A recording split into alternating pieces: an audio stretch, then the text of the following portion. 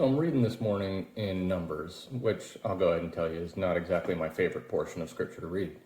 But I'm in chapter 4, and it's this whole thing with the different clans of the Levites and their duties with helping with the temple and stuff. And the first one is the Kohathites. And it's all about, they're the ones that carry all of the stuff from the temple, the altar and the table and the lampstand and all the things.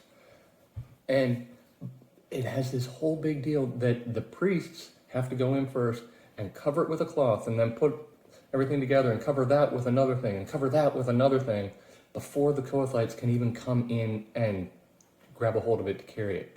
And it says the Kohathites, who are out of all of Israel, they're the ones who are selected to come in and carry this. No one else is even allowed to do that much.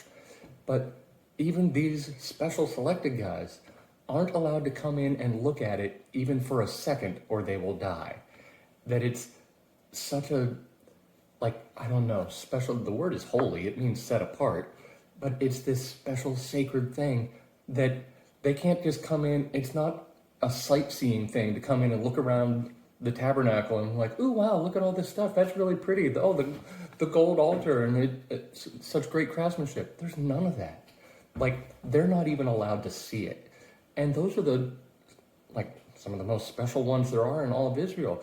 All of the normal people never get to set foot inside at all, much less see any of the things.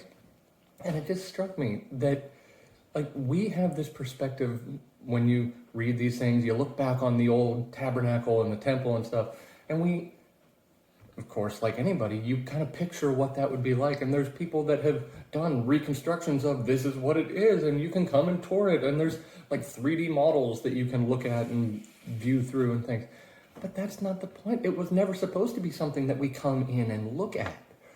That it's supposed to be set apart. And I think that's part of it that we kind of lose anymore, because we don't have a concept of something being this special thing that I'm not even allowed to see. We expect to, I should at least see pictures of it, and why can't I buy a ticket and take a tour and stuff? We just expect things to be available to us, but it wasn't.